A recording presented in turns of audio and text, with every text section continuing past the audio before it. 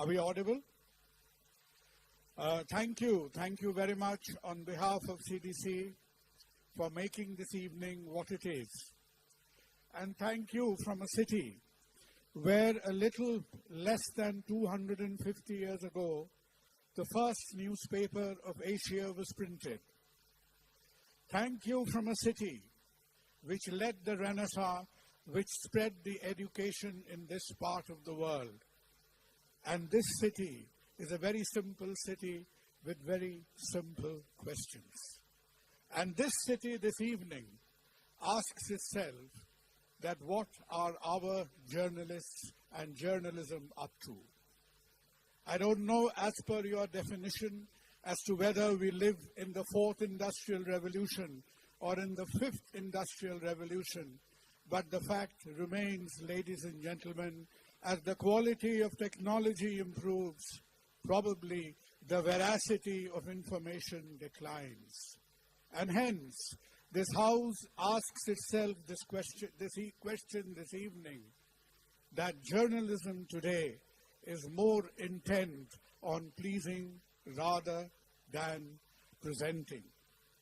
Of course, we will have a strong set of arguments for the motion, and that will be matched vowel by vowel, consonant by consonant, by an equally charged opposition. But it is very important to know, because you and I live in the age of opinion polls and exit polls. So at this juncture, let us know what the House thinks now.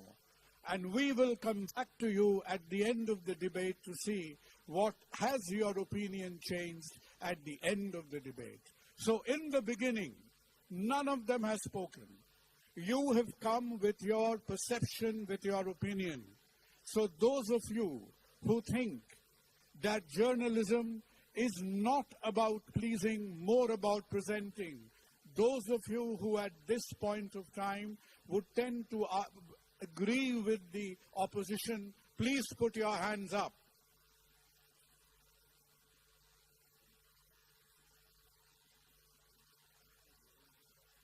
About 50. Fair enough, we get an idea. There is no reason to feel disheartened. That is what debating is about. And shall we again just test the waters by saying, so those of you who at this point of time agree with the proposition, put your hands up. Well, you have a rather tough task set for you this evening, members of the opposition. So better get geared up. Let us begin. It won't be that easy, Saket. It won't be that easy. Right. So, very simple format.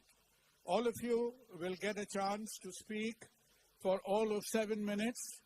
There was some whispering going around between some of the speakers and my colleague, the timekeeper, Natasha. I think in this day and age, everything will be above board and above water. And Natasha is gracious enough to award you another extra minute to speak.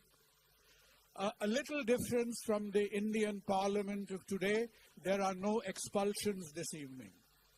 So, we refrain ourselves from expelling anybody, and hence be assured we will be having numerical equipoise by the time the evening is over. Right. But there is something, Saket, we must check the alignment of the heavenly bodies this evening, because Poranjada and Anand are sat next to one another, right? You agree, Poranjada? All right. Poranjada will never miss a trick in the book. So they will speak for all of 7 minutes, and then we have the missiles targeted at them from the back, and the students will fire a set of questions. Depending how far that has taken up, I would ask both the teams to get ready with a 2-minute summing up. So as the evening goes on, please decide who will be, it is a little bit like the Christians to the Lions. So decide who will do the 2-minute summing up, and then the House votes again. Ladies and gentlemen, like all good things, let the debate begin. And it's a great pleasure this evening to request our dear friend and a person who probably is one of the most acclaimed authors in 3 languages on various issues to do with the media, the ethics of the media. Nobody has inspected it better and in greater depth than Porunjada. Porunjada, the floor is yours.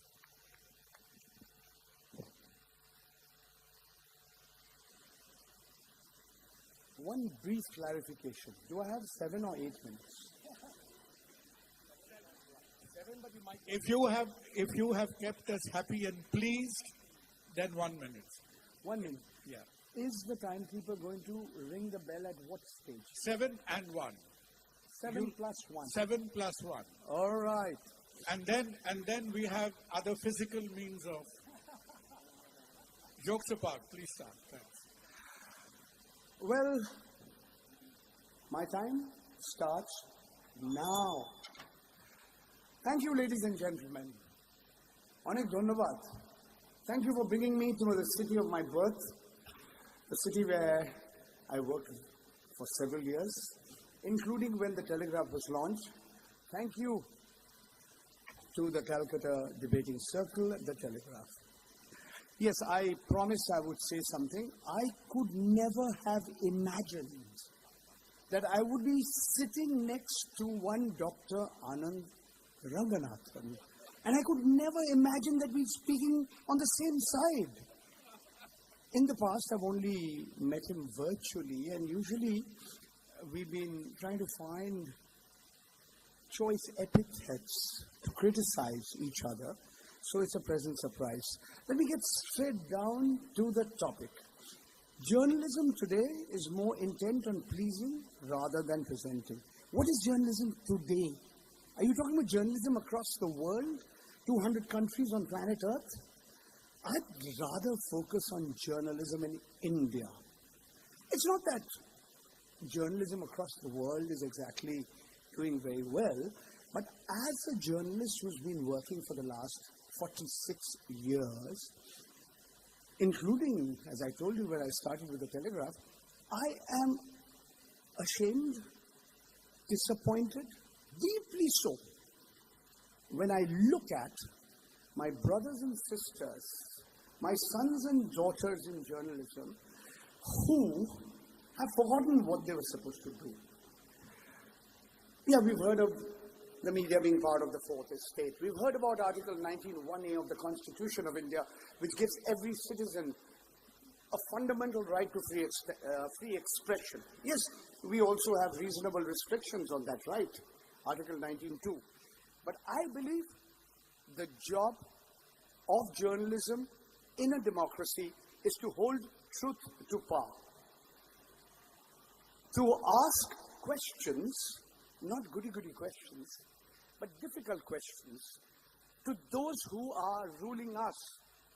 They could be politicians, they could be corporate captains, they could be military officials, and I dare say even mafia bosses. Therefore, I come straight to the point. Why is such a large section of the media in India, true for certain countries in the world, not true for all countries in the world, but certainly in India, why are they so determined to act as if they work for public relations companies or advertising agencies? You know, my friends in advertising, they say, we are paid to advertise a product or an individual or something like that, or a service.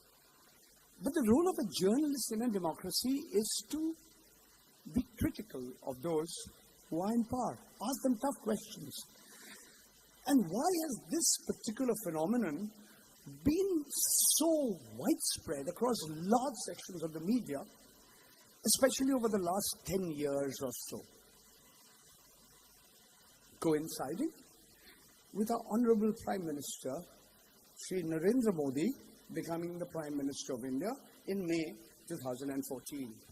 You will note that Sri Narendra Modi is the first and so far only Prime Minister of India who's never held an unscripted, spontaneous press conference. Never. Of course, he picks and chooses journalists he likes, journalists who ask him questions he wants to be asked. Never cross-questioning, almost never happens. I can name all of them for you. And of course, sometimes he gives interviews to non-journalists, including well-known actors, a former citizen of Canada, Sri Akshay Kumar. Remember, he asked him a very important question, which his driver had asked him to ask him. Modi ji, aap aam kaise khate hain? The Prime Minister of the world's largest democracy being asked, aap kaat ke khate hain ya choose ke khate hain? So when you have an atmosphere of this sort, why are you surprised? Why are you surprised that my friend RSS, Rahul Shiv Shankar, is what he is? Why are you surprised whether Arnab Goswami, who had a different avatar when he used to some years ago, is too busy criticizing the opposition and not those who are in power? I mean, to me, Arnab Goswami used to be a journalist. Remember, I'm saying everything in public. Today, I believe he's become a monstrous caricature of what a journalist should be. There are journalists who are ideologically aligned with the ruling party. Say my friend Rajat Sharma, he was always a supporter of the Rashtriya Swayamsevak Sangh. He was a member of the Akhil Bharatiya Vidyarthi Parishad from his college days. So he's ideologically on one side. But there are others whose owners have told them, he who pays the piper calls the tune. So the owners are so dependent on government advertising and advertising which is given to them by public sector organizations that they only sing one tune. So the they only sing one tune. So the Basuri Vajak, the piper has come. He can play Rag Yaman for you, you know. But you don't want him now. You're paying him. So you say, 1, 2, 3, 4, 5, 6, 7, 8, 9, 12, 13. Yehi bajaiye. So this is the degeneration of an institution. And this is very, very widespread. So instead of presenting facts, instead of analyzing those facts, you're too busy pleasing those who are in power. Because you believe that's when the advertising revenue will come, and that's how you'll keep your organization going. So you don't care about democracy. You don't care about strengthening democracy. And we wouldn't be able to call ourselves a democracy if it hadn't been for the fact that you could hold accountable those who are in positions of power and authority. Now, I have seen how our profession has degenerated, and particularly the pace at which it has degenerated over the last 10 years has been mind-boggling. So I believe that it's important for all of you. Journalism is too important to be left just to journalists. Okay? I think it's important for all of you to speak in favor of a media that is not intent on pleasing, but presents facts, analyzes facts, asks questions that are important. And I feel if we haven't done this, then our democracy has become all the more weaker. Thank you very much.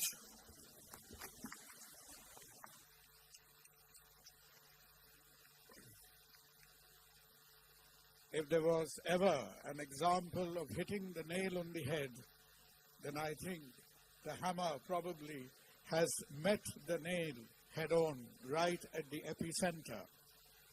Parunjoy Rao has given us a lot of food for thought, because after 75 years of independence, when the country has something like 100,000 newspapers and periodicals, it is believed that the selling price of a newspaper or a periodical to the consumer, to the average person like you and me, is only about 1/5 of the production cost. And the rest 4/5 comes at even less, even less. And the less depends upon graces, favors, and advertisements from all over the place. And who else? We start with the youngest, Mayuri, to spring up in defense. Before Mayuri comes up, Mayuri represented the first CDC's overseas tour to United Kingdom. And in that overseas tour of United Kingdom, Mayuri was given some debating tips by the present Prime Minister Rishi Sunak. So let us see, has she put it to good use? And Mayuri currently, CDC is the platform from which two British Prime Ministers have spoken. Rishi Sunak in UK and Boris Johnson in presidency in Kolkata. And Mayuri, by the way, where you have been for the last 6 months? Fox News, #1 in the most biased media, and Fox News, #1 in the most watched channel. So please solve this puzzle. Mayuri, the floor is yours. Good evening, everyone. What an honor to be here today. You know, only 7 of you voted for us. I will let you in on a secret. I have at least 10 friends here with me, and even they did not do the service of raising their hand. So it is a tough task, but this motion, it reminds me of this very interesting and enterprising example of journalistic presentation in the recent past that I want to share. It is about former US President Donald Trump. You may know that at one point, he owned the Miss Universe organization. There is a picture of him standing in the middle with a bevy of beautiful women surrounding him. Miss Sweden and Miss Croatia are on one side, and Miss Argentina and Miss Algeria are on the other side. Fox News, actually, made an excellent journalistic presentation with this photo. They said, see how exquisitely skilled President Donald Trump is in the domain of foreign relations. So, what I want to say today is that presentation and pleasing are not necessarily the two opposites that you may think they are. Presentation itself is an art, especially in that day and age where the audience is a consumer, but is also a content creator, and citizenship journalism is as important as other traditional journalism methods today. Mr. Guha Thakurta had obviously an amazing beginning to side proposition. I have only one rebuttal for him. The very intelligent audience at the Calcutta Club will please quickly visit his Twitter page, where he is constantly posting anti-establishment articles written by so-called independent media houses. If the media houses were truly at the behest of the government, as he spent 7 minutes saying, he would not have anything to retweet. I think his case falls there. But what is most important to understand today is that if not pleasing, then what? Before I answer that question, I have a question for side proposition. If you will stand here and tell us that the media seeks to please, you must tell us who they are pleasing. Are they pleasing the government? Are they pleasing the media houses? In India, there are strange bedfellows. Or are they pleasing the audience? Because if they are pleasing the government, that is an impossible master to please. There will be someone, this master will he will want the media to call him a prince. To please him, you have to call him the king. And then he will demand that he be called an emperor, and then you have to please him, you have to call him a god. There is no end to such pleasing, and if you wish to please the audience, to please one, you would have to displease 5. There is no strategy to please so diverse a body. Therefore, it is not pleasing. It is something else. And to understand what that is, to analyze what that is, I want to introduce 3 more P's: polarization, provocation, and payment. The intent of journalism today is to polarize. The more salacious, the more sensational, the more volatile, the more vicious, the more hateful, the more revenue and the more lucrative it is. So, there will be multiple examples, dear audience, from side proposition about pleasing. Do not fall for it. Those are examples of polarization. Those are examples of provocation. And they are, at the end of the day, for paisa or payment. Coming back to the idea of presentation. Presentation itself is an art. And the form of presentation that we see in citizenship journalism today is very interesting. If you look at one of the most significant incidents worldwide, the Black Lives Matter movement, it led to the rise of a particular form of citizenship journalism and its presentation, which was the eyewitness video recording. In simple words, we all have smartphones and are ready to make videos of events which will become news in the future. That is our form of democratic presentation, which is taking over as one of the most primary forms of journalism. It is the news that you consume through WhatsApp. Remember that there was once a point of time when Arnab Goswami would do his theatrics so that you wouldn't change from Times Now to CNN. But in the attention economy of today, Arnab has to compete with WhatsApp. He has to make sure that he holds your attention for enough time so that you don't switch to Netflix or to your favorite Amazon web series. This is an extremely nuanced form of the attention economy that we are living in today. Media is so much more than what side proposition wants to tell you. This is not a debate about how the media is a sellout. And if you are to blindly believe that all the media does is to please, then what about the recent United Nations report condemning the 86 journalists who were killed in Gaza? Or the fact that one of the most recent Nobel Prizes 2021, the Nobel Peace Prize, was given to 2 journalists, and they were recognized for upholding freedom of speech, the cornerstone of democracy. They were citizen journalists, journalists who were never intent on pleasing, and even the presentation they did, be it aesthetics or be it content, and I'm sure members of my side will delve much deeper into the analytics of presentation, to tell you that media is way beyond the limited definition that side proposition will offer to you today. The discipline that I currently study is the discipline of anthropology. One of our most foundational books is actually titled The Presentation of the Self in Everyday Life. What that means is presentation is practiced. It is practiced by us all. We present ourselves in a certain way to our families, to our colleagues, and to our friends. And we do this to optimize the way they see us, the way they perceive us. So presentation is not a value-neutral thing. It is not an objective thing. But it is indeed a journalistic thing, and journalism is not pleasing. Proud to oppose. Thank you so much.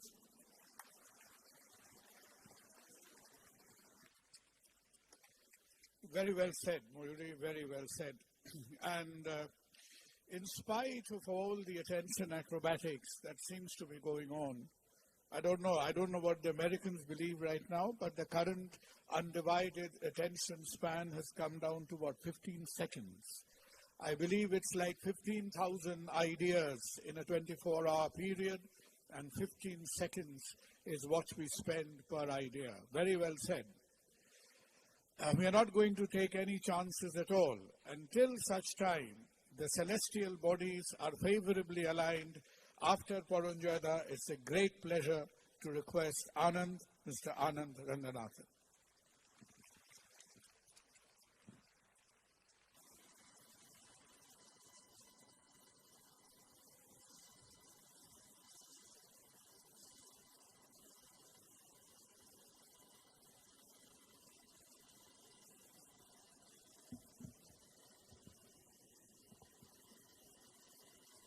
May I request you to not tinkle the bell just right now? Please give me 30 seconds. Good evening, everyone. What a real pleasure it is to be here at the Calcutta Debating Circle. For a scientist, CDC meant Center for Disease Control, which somehow seems quite appropriate. But I must thank the organizers as well as this enormous crowd, and also, last but not least, Dr. Sarkar, who I have to say has a very sardonic sense of humor in deciding the teams. I almost feel as if I've been abducted. Razia gundo mein phas gayi hai. You know, I tried to argue with him. I tried to bribe him with Louis Vuitton bags, but he said those have already been taken. Then I said, how about a couple of Ferragamo shoes? He said, those also are out of the market. Then I said, how about my pet Rottweiler? I can give that to you, Dada. Please do something. He said, no, that's out of the question as well. And finally, I said, I'll give you an annual maintenance contract of the money counting machines. That also did not work. So I'm sorry to say, Kunalda is incorruptible. By the virtue of him being incorruptible means he cannot join politics. So that's good news. Let me now begin. Journalism in India, ladies and gentlemen, was once a profession. It has now become a trade. It has no more moral function than the manufacture of soap. It does not regard itself as responsible advisor of the public, to give the news uncolored by any motive, to present a certain view of public policy which it believes to be for the good of the community, to correct and chastise without fear all those, no matter how high, who have chosen a wrong or a barren path, is not regarded by journalism in India its first or foremost duty. To accept the hero and worship him has become its principal duty. Under it, news gives place to sensation, reasoned opinion to unreasoning passion, appeal to the minds of responsible people, to appeal to the emotions of the irresponsible. Indian journalism is written by drum boys to glorify their heroes. Never, never has the interest of the country been sacrificed so senselessly for the propagation of hero worship. Now, I would want a show of hands out here. How many of you believe what I just said is true? Okay. Quite a lot of hands have gone up. Well, I must tell you that these were not my words, but rather verbatim, the words of Dr. Ambedkar on Indian journalism, spoken nearly a century ago. Nothing has changed in 100 years. You believe what you see, but unfortunately what you see is written by those who see what they believe. Objectivity has become a metallic object that must be left behind before the journalist passes through the newspaper threshold. The biases have stopped beeping altogether. Journalists have realized, forget the risk of losing government ad revenue or patronage for their organizations. They have realized that if they have to escape prison, they must please their political masters, be there in Delhi or in Bengal. In light of what Dr. Ambedkar said a century ago, the topic of the debate needs to be tweaked a little. It is not that journalism today is more intent on pleasing rather than presenting. It is that journalism has always been intent on pleasing rather than presenting. Journalism has always been the first defense of the crooked, of the propagandists, of those carrying an agenda. Ironically, as the quality of journalism plummets, the citizens have become more aware of the devious games being played at their expense. Social media has brought about democratization of voices that are heard. The journalists and those who control them detest this. Of course they do. But there is little they can do except to pass more and more draconian laws to curb freedom of speech. I can go on, but I realize that my interjection would not be complete without providing examples of how journalists, either viscerally or through political pressure, have stopped asking questions of those who most need to answer for in a democracy. Examples that illustrate how journalists are more intent on pleasing than presenting the truth. I begin with Modi. Just 2 examples out of hundreds would suffice. The annual budget is going to be presented in a couple of weeks' time. But did you know that 21% of the 45 lakh crore odd sum will be allocated for propping up 1,830 public sector units, out of which 400 are non-functional. Except Air India, there has been zero privatization. And as for disinvestment, the PSUs that are sold are bought by other PSUs. PFC, LIC, NTPC buying REC, Coal India, TDHC and NEEPCO. Nationalized banks are rife with corruption. Bad loans worth 14 lakh crores have been written off in the last 10 years, out of which only 2 lakh crores have been recovered. Meanwhile, 3 lakh crores have been infused in these very nationalized banks. And as if that was not enough, 3 lakh crores have also been infused into the loss-making BSNL. Why am I quoting all these figures of loss-making government businesses? Because it was in 2013 that PM Narendra Modi said that the government has no business to be in business. He repeated it in 2017, and then in 2019, and then in 2022, almost as a ritual. Every time he increased the business of the government in business. Now I ask you, in the last 10 years, has there been a single journalist who has dared to question Narendra Modi on this criminal hypocrisy? No. Let me take another example. In July last year, Modi accused the NCP and Ajit Pawar of being corrupt and perpetrating massive scams. The very next day, Ajit Pawar and other corrupt NCP leaders were inducted into the Maharashtra government run by the BJP. Did any journalist dare to ask Modi why? No. Has any journalist ever asked PM Modi why did the BJP demand arrest of the Congressman Anand Singh accused of 15 forest crime charges, but then made him the forest minister when he joined the BJP? Why did the BJP demand an ED raid on Y.S. Chaudhary, accusing him of massive financial bungling and fraud of 5,700 crores, but then reneged on its demand when Chaudhary joined the BJP? Who in the BJP changed the Vijay Mallya lookout notice from detained to inform, allowing him to flee? Why did the BJP demand arrest of V. Monserrat for child rape and burning down a police station, but then took back its demand when he joined the BJP? Why did the BJP demand an FIR against Kripa Shankar Singh for launching a book that claimed 2611 was an RSS conspiracy, but then went back on its demand when he joined the BJP? But if you think Modi is the only hypocrite in town and journalists are only concerned about pleasing him and no one else, you could not be more mistaken. Case in point are the next two examples. Agriculture contributes only 12% to our GDP, and yet 44% of our 515 million strong labor force is involved in it. In the West, it is 2%. Production to purchase the entire chain is archaic, almost medieval. The entire sector was crying out for farm reforms, but when Modi implemented them, Rahul Gandhi and Congress poured onto the streets opposing them tooth and nail. Ironical, because the 3 farm laws were almost verbatim promised by the Congress in its 2019 manifesto. Verbatim. Congress promised them. But because Modi implemented them, those very farm laws suddenly became black laws. But did any journalist dare to ask Rahul Gandhi why he and his party took a shameless U-turn and held the entire country to ransom for a year? Let me give you another example. 9 years ago, the High Court convicted the BJP for violating the FCRA Act and accepting illegal donations. It was a conviction that carried prison sentences, not just a rap on the knuckles. What did the BJP do? In broad daylight, on the floor of Parliament, 30 more seconds, Dr. Sarkar. Maybe a minute more because I need to bribe you. On the floor of the Parliament, the BJP amended the FCRA Act, going back all the way to the emergency to make the violations ineffective. The High Court was rendered toothless. Now, any opposition party would have lashed on to this blatant misuse of power. It would have come onto the streets, perhaps even brought the government down. This was a godsend. But the Congress did no such thing. In fact, the Congress supported the BJP in amending the FCRA Act. You know why? Because the High Court had also convicted the Congress for violating the FCRA Act. Did any journalist ask Rahul Gandhi why this thing happened? No.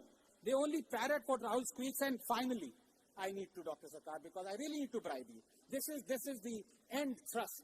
Please allow me just a minute. Yeah, but since the amount is undecided, just wrap up quickly. Yeah. Yes. Yeah. Now, I have dealt with the so-called Godi media and the PD media. I guess the troika would not be complete if I do not mention Didi media. For years now, and I'm going to make sure that Telegraph never sponsors the CDC again. For years now, when it comes to unpleasant... you really need to wind up now. Yeah. For years now, when it comes to unpleasant news regarding the state government, the media here has perfected the art of either staying silent or reporting it as news in brief on the 20th page, bottom left, font size 10. Perhaps they have learned their lesson, including the Telegraph, from the hounding and persecution of slapping the multiple cases on Avik Sarkar before he was forced to step down. Anand, you really need to wrap up because I've got a job to go back to tomorrow. Yeah. Thank you very much. There isn't a job for me in Delhi. You'll get a chance again. Thank you. Will you give me 30 seconds? Vox Populi. Vox Populi. Okay. So, as brilliant professors are slapped around and arrested for forwarding harmless cartoons and acquitted after 11 years, as journalists like Debamalya Bapchi are picked up in the middle of the night and thrown in jail, as 20,000 panchayat seats go uncontested because of murder, arson and loot, as ballot boxes are stuffed by Trinamool workers right under the gaze of the camera, as the High Court laments that FIRs were not registered in 60% of the cases of post-poll violence, as blood-curdling affidavits are submitted by half-dead women, as judges recuse themselves because of threats, as 40 crores of cash is recovered from the home of TMC conduits, as President COVID is compared to COVID, the Telegraph happily consigns itself to organizing debates, asking if journalists are more intent on pleasing than presenting. You say you speak truth to power, but it seems for you only Modi is in power, Didi is not. Finally, for my great friend, Thakurta, for my great friend, the issue now is no longer of journalists pleasing Indians. It has transcended our borders. So now journalists please foreign powers as well. So as China wrecks the world economy, kills millions through a virus that it helped deliberately spread, as China interns 1 million Muslims in concentration camps and demolishes 700 mosques, there is stunned silence in the editorial rooms of Hindu and the News Click. Ask why. This is where journalism is right now. I'm so sorry I've taken so much more time than I should have. Thank you. Anand, you indeed have. Well, thank you. Okay, we will. We'll come back to it. Can I sit on that side? No, Anand, have a sip of water and relax. Yeah. Anand needs us. You see, the reason I wanted to stop you in the middle of the list is I was getting more and more anxious that what on earth would Priyanka speak about, you know? Because half of what you had on the list, I think was Priyanka had already thought through, hadn't you? Priyanka, now before Anand says any more, please get up and get started. It's a great pleasure to welcome this young firebrand speaker, advocate, member of BJP from Kolkata, Priyanka Tebrawal. A very good evening to everyone present here. And though on the other side, but whatever Anand said in the last 1 minute is absolutely correct. So the topic here, as I thought of it, was that journalism today is about pleasing and not presenting. I think it could have been clearly written that journalism today is about pleasing Modi, because that is what you are intending to say. So I would like to say that the first speaker who spoke here, अरे मोदी के बिना आपको एक शाम की evening यहाँ हजम नहीं हो रही, मोदी के बिना लोगों को कुछ कहीं हजम नहीं होता, बिकॉज मोदी है तो मुमकिन है. देखिए, कोई कहता है देश बेच दिया, ये कहते हैं मीडिया को खरीद लिया. आप डिसाइड करिए ना, आखिर मोदी ने किया क्या है, खरीदा है या बेचा है. देखिए, they are saying, now what is the fundamental question here? They are saying that it is all about pleasing the government, and that is very much clear. But now I would also like to say that there are certain ethics in a profession. And I believe that whatever is going on, if you show that, half of the people may not like it. But that's the reality. So, as I'm forgetting the name of who said, let me just see the name. Yeah. As George Orwell said, that journalism is about printing things which others will not like. But that's the truth. So that is why whatever they are showing today on the news channels is not appreciated by everyone, but that is the reality. Like in only today's news, there was that in the Ganga Sagar Mela, a troop of sadhus who were crossing Purulia asked certain people कि क्या रास्ता है, उस गाड़ी को उलट दिया गया, उनको मारा गया, उनके बाल खींचे गए, कपड़े फाड़ दिए गए. All that is there in the news. Now, can you tell me that this news which is being telecasted, is it being done to please Modi? No, because that is the fact which is happening. That is why they are showing. Now, I will go through certain cases and news which all of you have seen, but just to recollect, like they are saying everything is being done to please Modi. So the CA and the NRC protest, when they were on the streets and openly all the news channels were showing, everything was against the government. But did Modi ask the news channels not to show it? No, it was discussed, it was debated on all the channels. So was it done to please somebody? No, because ये सच्चाई थी और जरूरी नहीं कि हर सच्चाई हर किसी को अच्छी लगे, उसके बावजूद वो दिखाई जा रही थी. Same for the farmers' protest which was happening there on the streets. Everybody directly questioned the government. That what is the government doing? Why farmers are committing suicide? But still, it was there on all the newspapers, all the channels, YouTube, everywhere.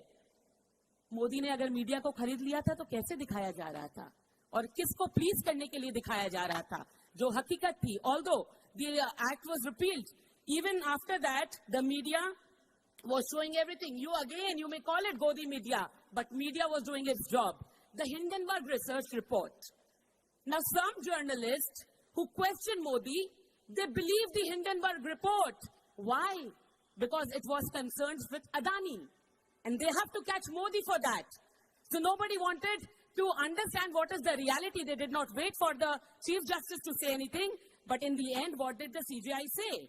They discredited the report. They said that whatever was present in the report, that cannot be taken as it was from a third party and there wasn't any conclusive proof. But they didn't wait for that. Adani hai, Modi hai, jodo, baat karo, because there's only one business house they have to talk about. That was also shown by the media. There were debates on that Hindenburg report.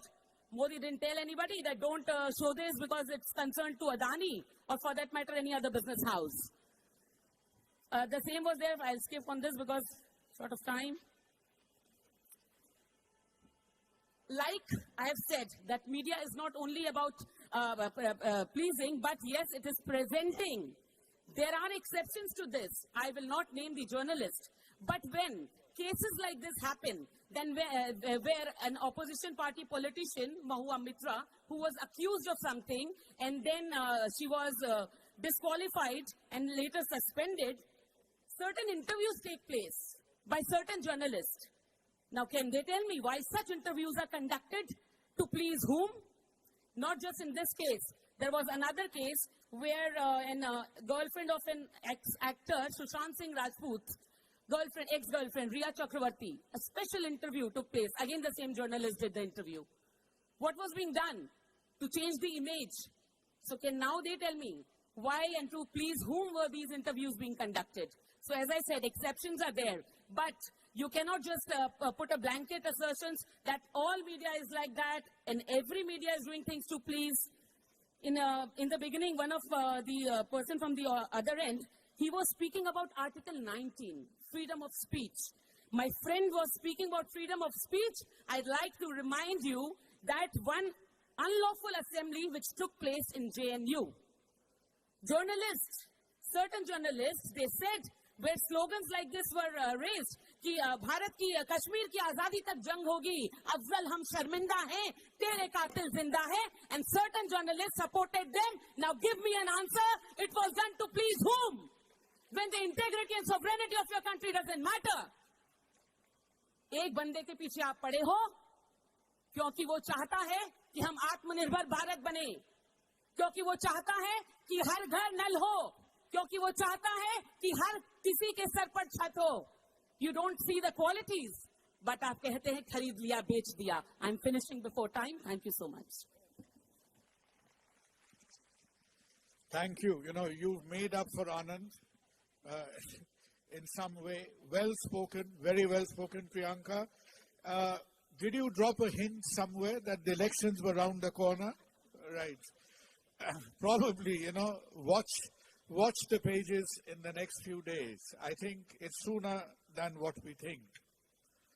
It's not very often that one person gets imprisoned 3 times for the same tweet. It's not happened very many times in history. And this evening, we have that same person who was locked up 3 times for saying the same thing in 3 different tweets.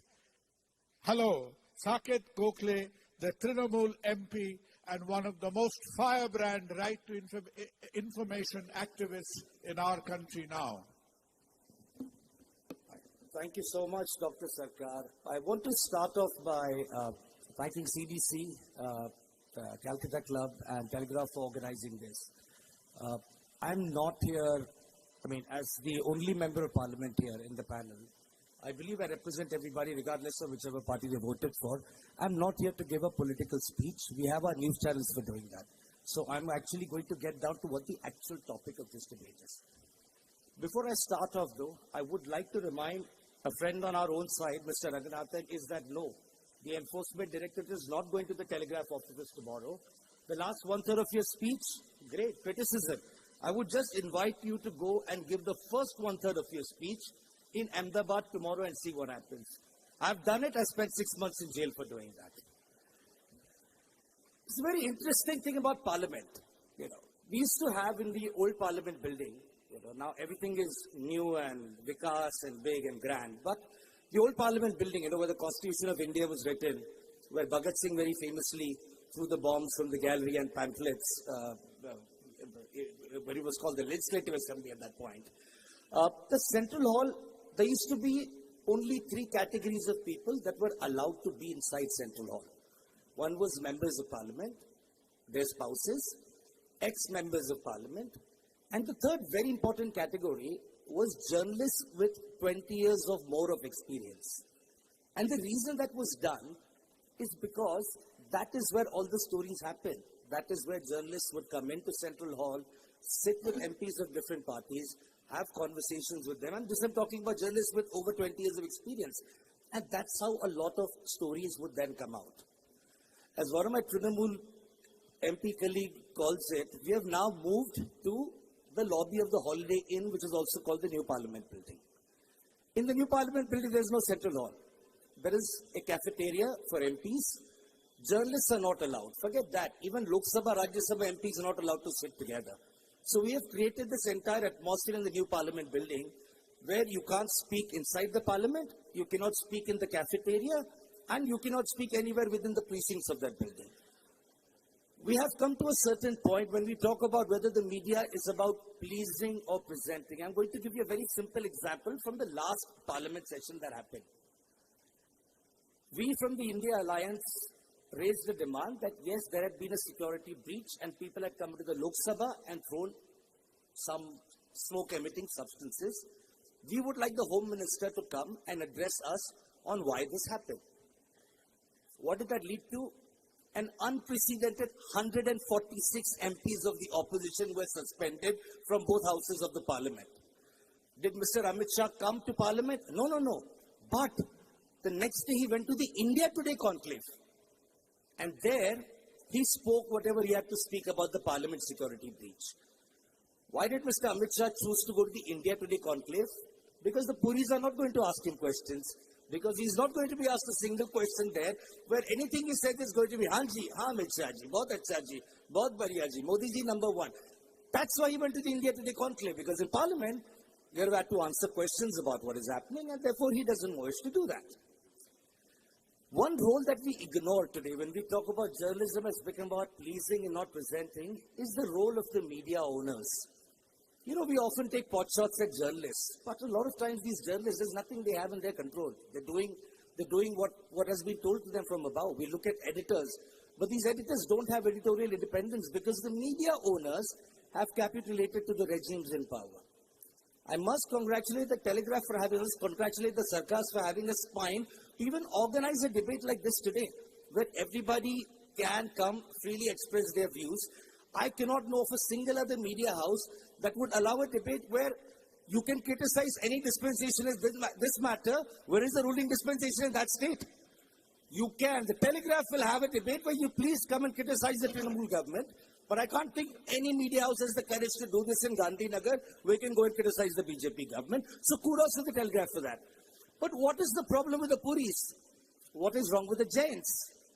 Why do these channels capitulate? Why do these channels, when asked to bend, crawl in front of the administration?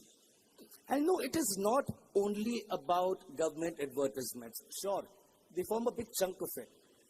But today what journalism has been reduced to, yes, journalists are still reporting. Let me clarify that. Journalists across all media houses are reporting. But what are they reporting? What a certain person sitting in the PMO writes on a WhatsApp and sends them to them. They're going to sit down, they're going to read that verbatim, they're going to tweet about it. If there is a typo in the original WhatsApp message, there is going to be a typo in the tweet as well. So they are reporting diligently. So what they have become is they have become press outlets where the government could just issue a press release. They have turned that into a news channel reporting that as news, and they're even holding a debate onto it. Look at the quality of television debates. It's embarrassing. I rarely go on TV debates. We don't get to debate in Parliament either, so which is why I guess I'm here. But television debates are atrocious. You're going to have a moderator who's probably leaning to a certain side, more often the side of the ruling party. Then you're going to have maybe one or two people, unfortunate ones from the opposition, have been sent there to participate. And then in India, we have this very interesting concept of a political analyst.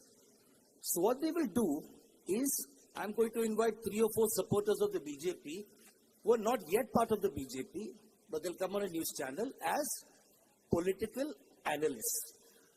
There they go on, they sit there. There's a lot of people here on the stage as well who made their careers that way, but I'm not going to get into that. But these political analysts will sit. The job is to praise the BJP, and lo and behold, a few days later, you will see that they've become spokespersons of that party. So the question is, where is the role of the media? I quite agree with one point that Ms. Mukherjee from the other side made, is that media, the problem today is polarization. I completely agree. We live in a very polarized time where there is media that seeks to please the right wing. There is also a certain echo chamber of the media or journalists who pull out to please people on the left. So it's not that echo chambers don't exist on both sides. One is state-sponsored, one is not. That's the only difference. But there are echo chambers on both sides. But polarization, sure, media is all about polarization. But who does polarization benefit? That the question should be asked is why, what does the media stand to gain out of polarizing? I don't want to lose viewers. I have a certain set of viewers. I in fact want to get more. Why do I want to polarize the Muslim viewer? Because there is somebody on my head sitting, giving me money and coercing me into doing that. Journalism should be about good old reporting. I have been a journalist in the past. I've been a foreign correspondent. And never did I was lucky enough to not face editorial interference in the work that I did. Today, what you're being shown is either what you want to see or what the government wants you to see. What you're not being shown is what is actually happening out there. And that is the problem with journalism today. They either want to please the government, they want to please you, but nobody really wants to show you what is going on out there. And that is the problem. It is not about who the media is pleasing, but the problem is that the media today is not presenting. Thank you very much. Thank you, Saket. Very well said, with a lot of thought and with a lot of moderation. Ladies and gentlemen, if you are a big Ridley Scott fan and had the opportunity to see the last film, Napoleon, as Napoleon in his life moved through Europe through the 78-odd Napoleonic Wars, one of the secrets of Napoleon's success was Napoleon never took any prisoners. And it is largely believed in the public speaking circle that when this advocate of the Supreme Court, a very popular author, speaks, he seldom takes prisoners. It's a pleasure to welcome to Kolkata Sai Deepak.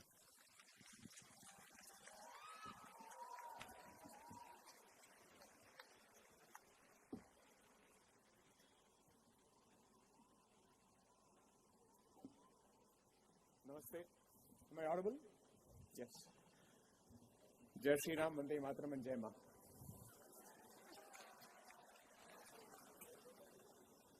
I'm grateful to the organizers for giving me an opportunity to engage on the subject.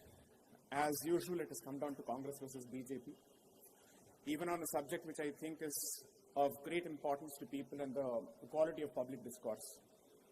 But since we have anyway entered this hammam, so to speak, let's see how many of us are clothed in this hammam.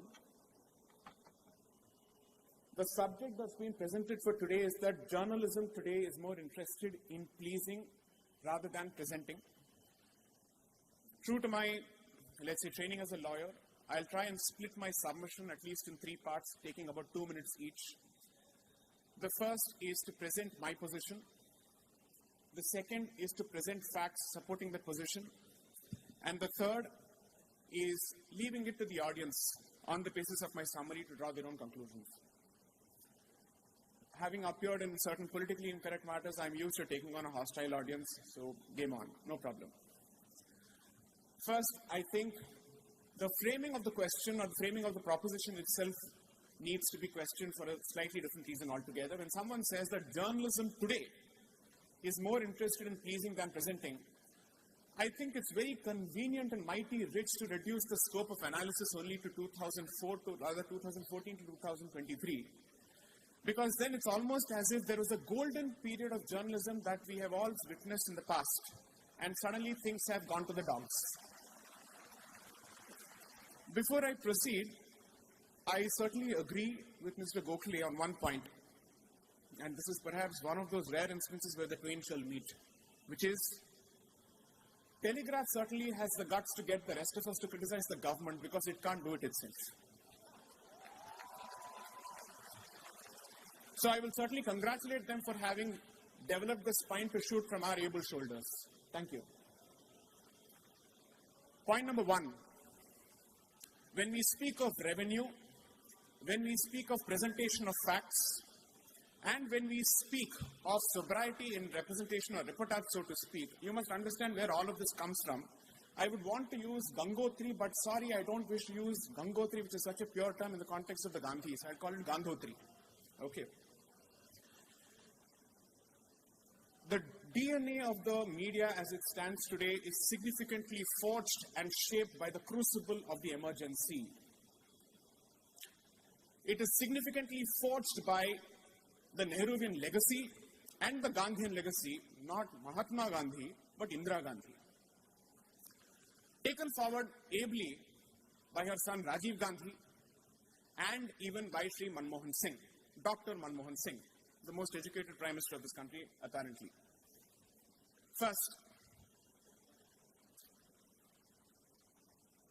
independent India certainly saw enough voices which had the guts and the temerity and the audacity to question the Nehruvian government. However, the fact of the matter remains that the Nehruvian government did not display democratic tendencies. In fact, it demonstrated anti-democratic tendencies. The very first amendment to the Constitution with respect to free speech was promulgated and enacted because Mr. Nehru's government lost in the Supreme Court, thanks to Ramesh Thapar and Brij Bhushan, both of whom questioned the land reform policies of Mr. Nehru. So to overcome a judgment of the Supreme Court, he introduces the First Amendment, which has significantly broader, vaguer, and blanket proscriptions against free speech. Something that was, of course, supported by the chairman of the Constitution, let's say, drafting committee of the Constitution, his law minister, so to speak, the lawyer to the government, Dr. Ambedkar. Now, why is this crucial? It's not as if this particular tendency was limited to the Nehruvian government, because the fact of the matter is, apart from instances under his legacy, it was under the emergency or during the emergency, the government developed a tendency to classify media under 3 categories: friendly, hostile, and neutral. These were revealed, these are documented facts. Based on their reportage, 12 days before the imposition of the emergency, during the emergency, they basically slotted these newspapers as friendly, hostile, and neutral. Now, which were these newspapers? Let me actually wash this dirty linen in public for a moment. Amrit Bazar Patrika, Hindu, and Hindustan Times and Times of India were classified as government-friendly based on the reportage before and during the emergency. Now, these are the voices which are apparently speaking truth to power. Now, why is this crucial? Emergency effectively led to a certain tendency where independent voices were told, fall in line or there will be repercussions in addition to loss of revenue. Now again, why is this crucial? Because revenue was a point that was raised. Most people don't know that the Press Information Bureau and the Directorate of Advertisement and Visual Publicity were constituted during the emergency to screen reportage and to ensure that people are effectively threatened on the basis of the government advertising they would get or they would not get depending on how they speak. Now this is important because when someone says that the job of a reporter is to only present, I'm sorry, no, it is not the job of a reporter only to present. The job of the reporter is to contribute to information discourse by elevating the course of public discourse and contributing to shaping of opinions and to formation of opinions. There's nothing wrong with it. Which means I am perfectly comfortable with a journalist who at least wears his ideological proclivities on his sleeve as opposed to hiding behind the facade of neutrality. So what we have gone through all these years is the Indian traffic position, which is keep left, being the mainstream position as far as media is concerned, and the keep left position is presented as neutrality, so that whoever speaks against it comes out as the dictatorial right wing. You see how convenient this is and what kind of a trap you are in. Your position, which is ideologically biased, becomes the neutral position. Everybody else has to swing according to that. So the fact of the matter is, when opposition parties realize that the only way you get some column space in newspapers is by actually interfering with the media, the path to that has been paved by the government that has been in power for 40 years at the very least, thanks to the DNA that has been shaped under its regime. So it's mighty convenient to say that today it has changed. No, it hasn't. This has always been the case, and on this I agree with Dr. Ranganathan. Second, this is one example that I have to give before I close. I just have 1 minute. I'll give two more examples and I'll leave it at that. Perhaps someone should open the annals of history and take a look at the role played by Sri V.C. Shukla during the regime. Officers of the Information Service were effectively tasked together along with IPS officers to go after journalists and the reportage because they were expected to only present. Which is to say, you will not air an opinion except for plain, cold reportage of facts. So when someone says that the journalist's job is only to present, they're actually taking us back to the age of emergency, which is to say, you will not have an independent opinion. So I'm sorry, I don't agree that the job of a journalist is only to present as much as it is not their job to please. Today, therefore, there is a competitive race between both, let's say, national parties or people in the political spectrum, so to speak, to compete for the ability to weave their own narratives. This is something that was started by the grand, great Pandit of this country, Sri Nehru, the fount of everything that's great in this country. Finally, from 1999 until 2014, or even thereafter, I would want to understand the number of times the Super Prime Minister of this country, the lady, was ever interviewed by any mainstream journalist. And if they ever managed to ask her questions such as, how difficult was it for you to say no to the position of the Prime Minister? How do you manage to wade through this politics despite your gender? When you aspire for the, let's say, for the post of the Prime Minister of the country, you're expected to rise above your gender as much as possible. So you actually handed the contender for the Prime Minister's position a victim card on a platter, and this, according to you, was fantastic mainstream neutral journalism? Please ask yourself what kind of questions you've asked of people in power in the past. 3, the number of channels in this country which are owned by political parties itself bears noting. From Sakshi TV to Sun TV to Jaya TV, it's owned across the board. So if we have such serious problems with corporate entities owning media, let's say voices, so to speak, or media platforms, why haven't these people actually started asking questions or actually filed a petition before the Supreme Court? Because every day, all sorts of petitions are filed before the Supreme Court, asking the Supreme Court to lay down guidelines with respect to political ownership of platforms directly. Why hasn't that happened so far? So I would only submit one final thing before I take leave of the audience. You're being played by both sides. And that's precisely why serious journalism is happening today, but outside the portals of mainstream media. Ultimately, the quality of journalism that gets support and traction is a reflection of the taste of the society as we stand today. So if you're serious about supporting serious independent voices, go for blogs, go for specialist portals, not mainstream media. Nobody is actually doing justice to your mandate. Thank you. Thank you so much, Deepak. And I think it's not very often that his reference to the freedom of speech clause of the Indian Constitution gets mentioned. Because in his first avatar, when the Constitution was drafted, it was very much on the lines of the American First Amendment. And then it metamorphosed, it changed itself, and so many ifs and buts crept into the Indian Freedom of Expression clause in our Constitution. It really was a shadow of its original self. Dr. Sarkar, Huh. brief interruption. Yeah. At least two speakers on both sides have spoken for 3 minutes more. I feel penalized. We will be. I feel penalized that I stuck to my time and I did not say several things that I wanted to say, Parunda- whereas others, you were Parunda, very, you will very be liberal. given your time. No anxiety, you know. Calcutta is a relaxed place. Branga, please. Is it? I never knew trading was a part of debating. Right.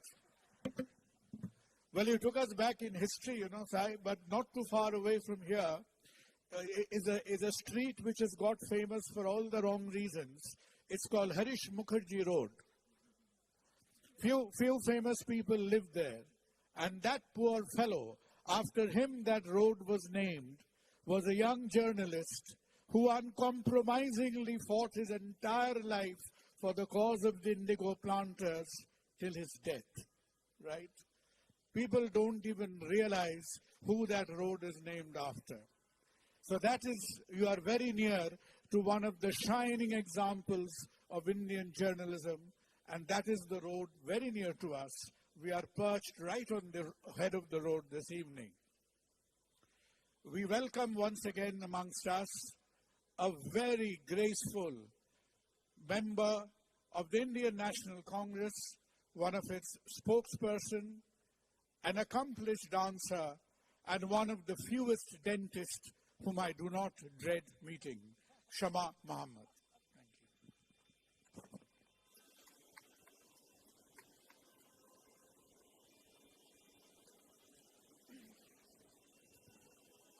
Hello, Calcutta. Thank you so much for inviting me here. Thank you all for coming. And I must say, I'm very, very happy to see youngsters. That's very important for the country. And you coming here, listening to us, it makes me very excited. I wanted to tell Dr. Sarkar that maybe you should have got ED today. I think we should have got ED today to threaten you to put him on the other side. You didn't do that. He said everything else. But I think the ED would have done the job. The ED does everything these days. You see, Bengalis are very fond of a word called Sandesh, and we are rather scared of that term in the last few weeks. Please carry on. Thanks. So the topic today is on pleasing rather than presenting. And one thing has not been spoken on, why pleasing? The pleasing is because of the threat. And I'm going to come into it. I'm not going to talk about international, based on international. I'm going to talk about India. Why? I think the lady had spoken about Fox News, if I'm not wrong. And I'll give you an example. A press conference of Trump, a CNN journalist was thrown out. The CNN journalist went to the Supreme Court. And you know who stood by the CNN journalist or with CNN was Fox News. They are right wing. Fox News and CNN is exactly the opposite. That is important. The fourth pillar of democracy stood their ground in the United States of America. They did not change under Trump. You have the right-wing channels, you have the left-wing. They don't change. We also remember how Twitter took off the account of Donald Trump. Do you ever think we could do that in India? Take the account out of Narendra Modi? Never. Let me tell you, my Facebook posts have come down. My Twitter likes have come down, and I know perfectly well why people cannot see it. Before I proceed, I want to tell, I think Priyanka ji, that's your name. She spoke about Afzal Guru. She said they wanted something about us. Who? Kisne फांसी दिलवाया Afzal Guru को? Who hung Afzal Guru? The UPA government. Who hung Ajmal Kasab? The UPA government, the Congress party. How dare you talk about us? Let us see what happened before 2014 and now. The lady again said that Paranjoy Guha can tweet and nothing happens. If all of us tweet against Modi and are put behind bars, then what will happen? But let me tell you what happens to journalists, serious journalists. Siddiq Kappan, UAPA, for reporting Hathras. 5 journalists in Kashmir behind bars, UAPA. Investigation on Pranay Roy. We all know what happened to NDTV now. It's been sold. NewsClick behind bars, UAPA. Why? Because they say they get funding from China. What is PM Cares? Didn't Vivo give money to PM Cares? What is that? Why haven't journalists pointed out that part? Where in PM Cares, there's money come from China, Vivo, Xiaomi, all of those. Initially, the Prime Minister was soliciting funds for PM Cares, saying it's a government fund. Recently, they came out and said it's a private fund. Then why did our PSUs give money to it? Why was Mr. Narendra Modi soliciting money? Why do journalists take it up seriously?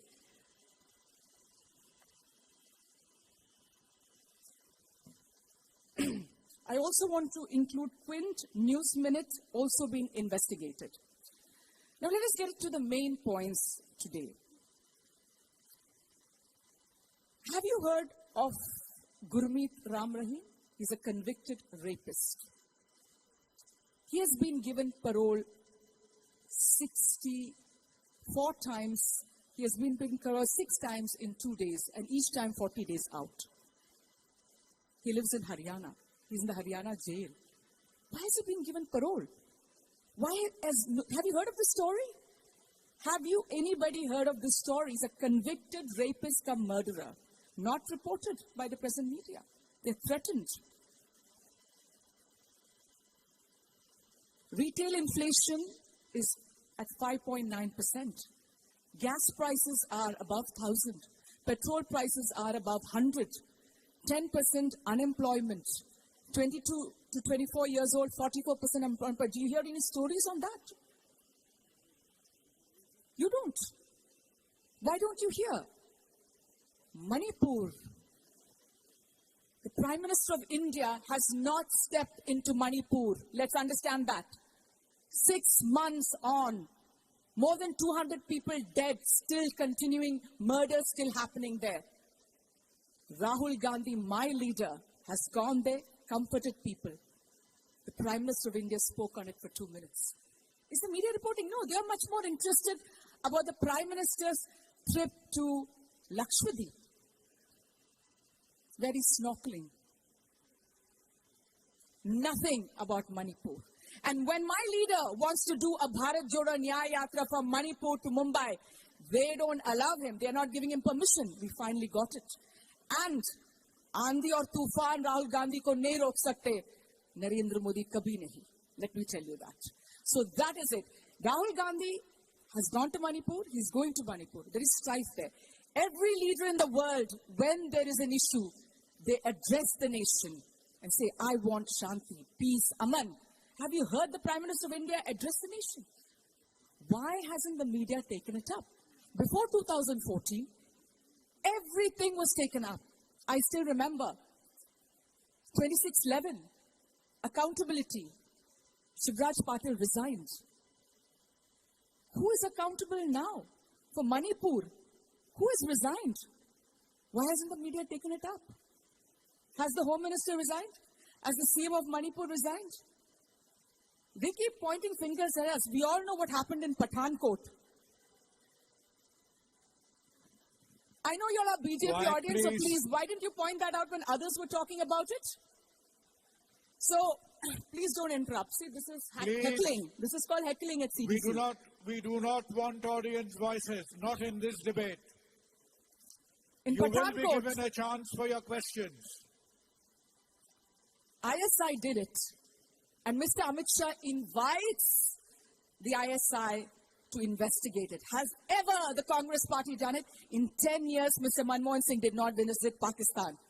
Whereas the Prime Minister has gone a number of times. How many times has he visited China? So why isn't the media taking it up? Mahua Moitra expelled from Parliament. But the Parliament attack happened by young children, I would call them. And what did the Delhi police say?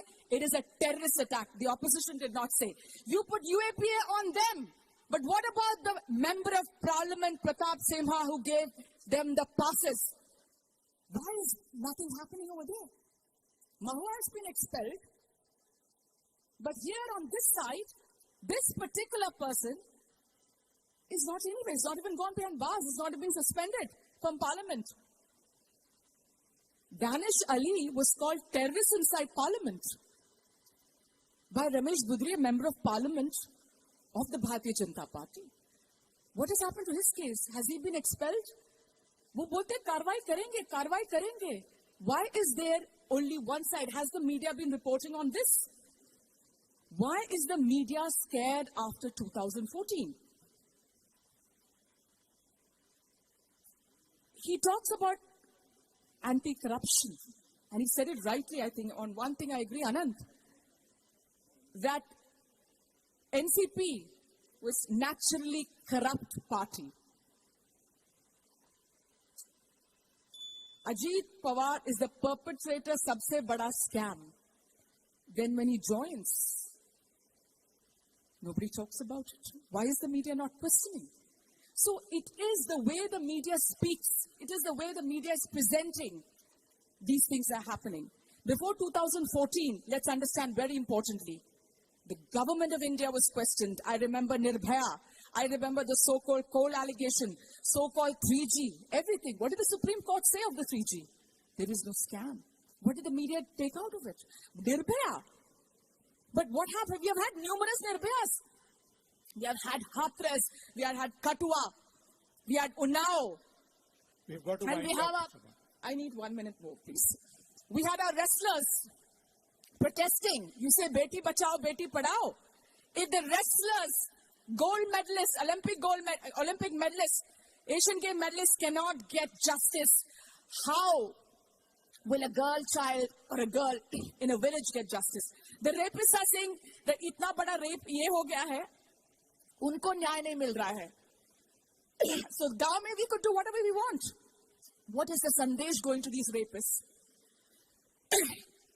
इतने बड़े wrestlers को, इतने बड़े हमारे जो सितारों को न्याय नहीं मिल रहा है. They don't get justice. We can all do whatever we want. Why is the media not pointing out these things? And last but not the least, the COVID deaths, more than 40 lakhs. What was reported here? 4,000. Thank you so much. 4,000 was reported. It was more than 40 lakhs. And that time, they all attacked the New York Times. But when required, the attack does not happen.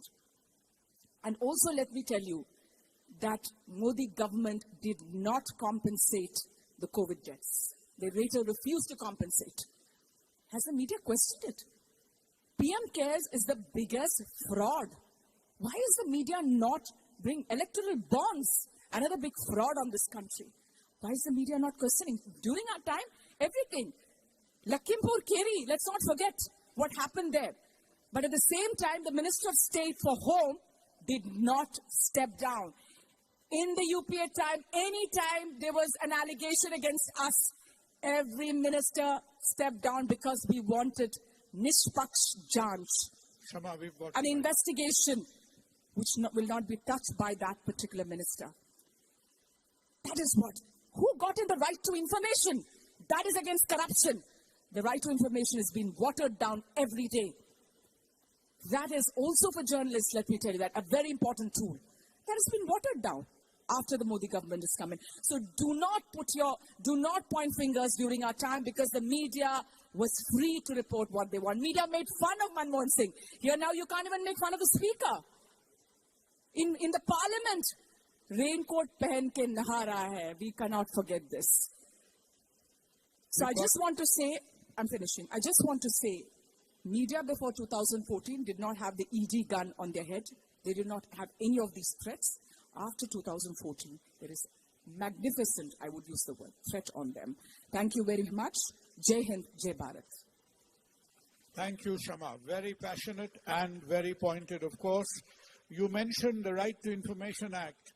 I think in August this year, we have passed the Right to Digital Data Protection Act. And as a sub-clause of the Right to Digital Data Protection Act, we've literally watered down the Right to Information Act. So what a tremendous trade-off. And I don't know how many of the journalist fraternity are in realization of that truth. But having said that, none other than one of the senior-most brain surgeons of the city, who's been a debating stalwart and a debating partner of myself for decades, Dr. Shundip Chatterjee. Just before you start, Shundip, we've got lots of speakers on CDC channel on YouTube Live. So this debate is going on YouTube Live. We've got to stick on time. Thank you. Talking about time, I heard this story about two priests whose arguments were really weak, and they still had to preach. And one said, "My argument is so weak, I never stop when my time is up. I continue." And he said, "How long do you continue?" The other one asked. And he said, "I continue till I find people looking at their watches." The other said, "When the argument is weaker, I carry on even more when they look at their watches." And he said, "When do you stop?" He said, "When they take their watches off their wrist, hold it against their ear and shake it to see was it working." And so, Mr. Chairman, sir, ladies and gentlemen, we've had two examples of two priests who waited for you to look at your watches and hang it next to your ear, so you can well understand how strong their argument must be. Is the press so oppressed that they need to prostrate themselves to please rather than to present? Suppressed, oppressed, or depressed they may be, but their job is to present. And it is through the medium of presentation that they may seek to please or displease. Presenting is the primary aim of journalism. Pleasure or displeasure is the secondary result. And that is the sum and substance of our argument from this side. If you want to look at the beauty of a flower, you have to see the color of its petals. If you have to appreciate the ferocity of a tiger, you have to see its snarls and its nails and its fangs. If you have to understand the nature of a politician in Calcutta, you have to check whether he's red or saffron or blue. Only after you see the presentation can you decide whether you will be pleased or displeased with the creature in front of you. And hence, presentation is the first thing that a journalist has to do. Pleasure, pleasing, displeasing occurs thereafter. But in fact, there is more to that. And that was a point that Anand Ranganathan's speech reminded me of. He said, in Calcutta, how do you please your political bosses in Bengal and Delhi at the same time? The answer is you can't. Because this state, we've always had, as I've said before, two elephants, one elephant from a tribe in the center, another elephant from a tribe in the strait, fighting it out on the grasslands of Bengal. And when two elephants fight, it is always the grass that suffers. Imagine the poor journalist standing in the middle of the trampled grass, having to decide which leg of which elephant is responsible for trampling more grass. That presentation is likely to endanger his life, his liberty, his job. Which brings me to another point. Pleasing and presenting, paradoxically, may be a point of view. Let's start with an example. But before I do so, the answer is found in the word presenting itself. Long before Austin and Gaskin described PowerPoint presentation, medieval Latin used the word presentation in the word presenter. And presenter in Latin means to showcase. The word showcase means you show some part and you case some part. Therefore, every presentation has a personal bias. And when we talk about presentations, every presentation by every journalist is clothed in personal bias. Do not think, like the members of the other side have been trying to tell you, that there is objectivity in journalistic presentation. To my mind, the last time an objective presentation was made in this country was when Sanjay described the war to Dhritarashtra. There has never been objective presentation by anybody after that. James Augustus Hickey was the second person to try it in the soils of Bengal in 1780, when he started the Bengal Gazette, the first newspaper in this country. And he said, all reporting will be objective, no subjective reporting. They started reporting the truth against the British. In 2 years' time, the office was burned down close and the paper packed off. That's the trade-off and the conflict between principles and practice of journalism. And I will remind you of that. But coming back to the paradox of presenting and pleasing being two sides of the same coin, let's look at an example. Here in Bengal, a Trinamool leader of the Panchayat is found dead outside his home, lying in a pool of blood. What would a narrative be? The narrative would be a Panchayat leader of the Trinamool was found dead outside his home, lying in a pool of blood. The cause is being investigated. It always makes me intrigued that the police take a few months to find out who the murderer is. Our courts of law take a few years to put the right people in jail, as we've seen. But the media diagnoses the cause of death and the murderers within seconds of appearing on the scene.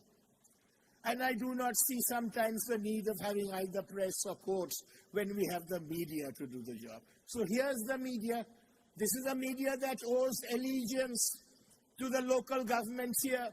They arrive and say, this Trinamool Panchayat leader has been brutally murdered by the opposition members from the BJP, possibly with help even from the Congress and the left front.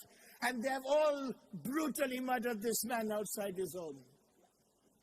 Then comes the media with its allegiance to the center. And they say, this man was found dead outside his home.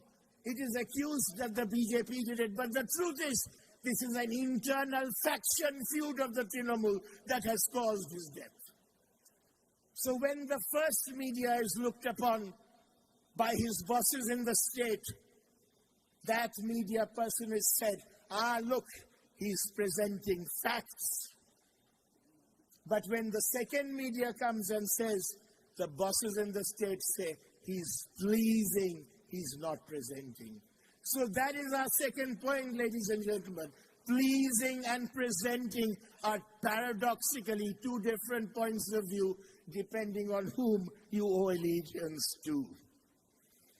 In fact, I have to at this time point out the Right Honorable Mr. Saket, who talked about the role of the media and offered kudos to the Telegraph, thus proving the very point that journalism in the Telegraph and other newspapers actually present, they do not please.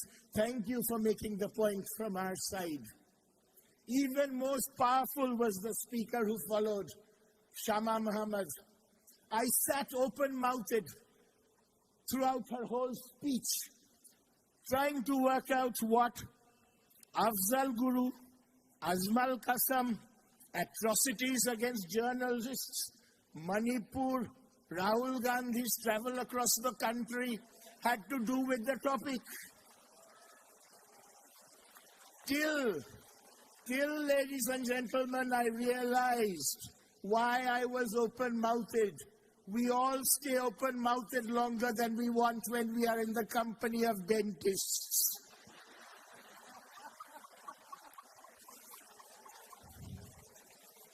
In fact, Mr. Chairman, sir, so used to have we become to the idea of having news that is not objective, that we have coined a term called fake news.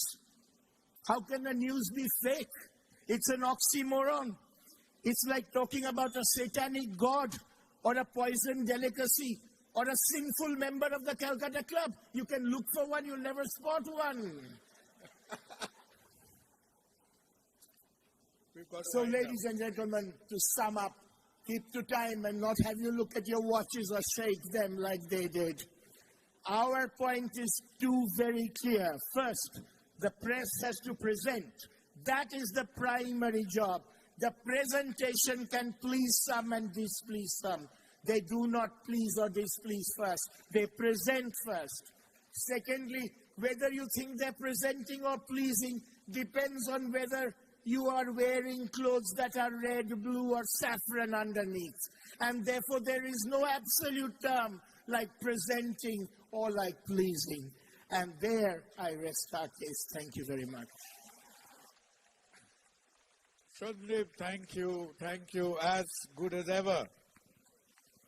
And it was so pertinent that Shundip revoked James Augustus Hickey, who published the first newspaper from Kolkata. And Shundip, we as surgeons must never forget that James Augustus Hickey was a failed surgeon in Ireland, and only when he failed in surgery did he take to journalism, come to Chatpal Ghat and jump ship. And that is how the first newspaper publication starts in Bengal. Strangers are the alleys of history. And after Shundip, it is a person which is we've always admired. And I just start with a little anecdote that a former political dispensation, our next speaker belonged to at one part of time, recently in Delhi, bought some rubbish composter or something that actually costs 50 lakhs. And that rubbish composing process was advertised all across the Delhi media for 25 crores. And on that note, I cannot but congratulate Mr. Ashutosh that he is not with that dispensation anymore. The floor is yours, Ashutosh. Thanks.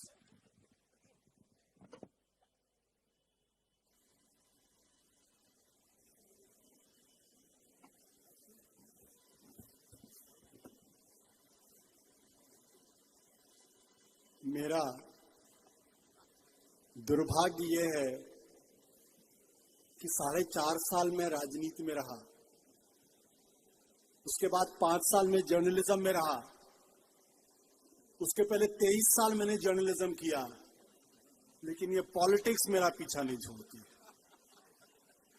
जहां भी जाओ पीछे पड़ी रहती है और मेरा परिचय ऐसे ही दिया जाता है जैसे कि मैं अभी भी पॉलिटिक्स में हूं।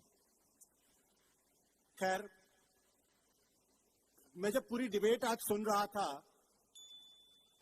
तो मुझे ये लगा ही नहीं कि किसी ने अगेंस्ट द मोशन बोला है। तो फिर ये डिबेट आज कैसे हुई? I just fail to understand. There is no debate. The issue is already done.